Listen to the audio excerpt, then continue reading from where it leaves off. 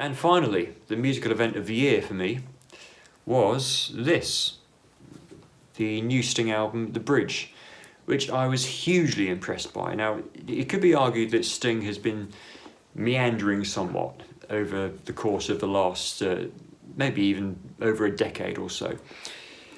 I mean, he's tried all kinds of different things. He did an album of 16th century lute songs. He did an album of winter-themed folk songs.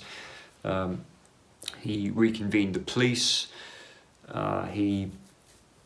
He's tried all kinds of different things, and when this album came out, I mean, I was obviously very excited about it. I'm a big Sting fan. Have been since I was small, but I was really quite taken aback at the quality of the music that came through my speakers when I pressed play on this album.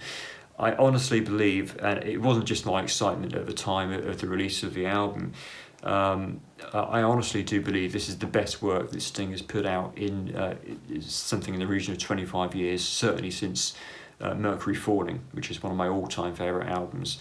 And my top three Sting albums for many, many years have been Ten Summoners' Tales, Mercury Falling, and The Soul Cages. I'm now questioning myself as to whether they are still my top three. This album is that good. I mean, there are so many great songs on here. It's particularly in the latter stages of the album that it really sort of grabbed me with these sort of folk-influenced tunes, such as The Hills on the Border, Captain Bateman, The Bells of St Thomas, and then the title track, The Bridge, where there's some really lovely guitar playing.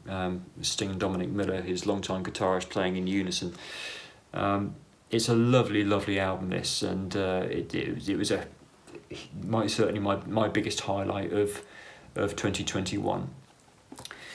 This year, 2022, Sting is going to be honouring the dates that were cancelled as a result of, once again, the pandemic.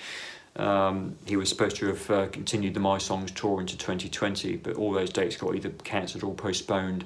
So he's going to be continuing that tour in 2022.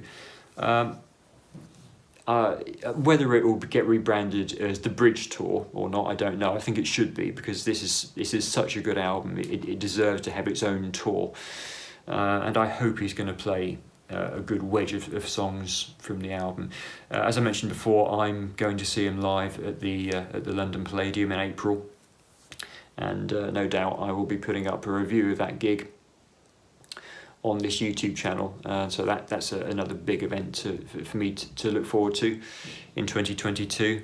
So there are lots of things happening, hopefully, in this year, and that's just a little overview of what I'll be following during this year, and hopefully next we will finally get on to my series on Mark Knopfler's studio albums.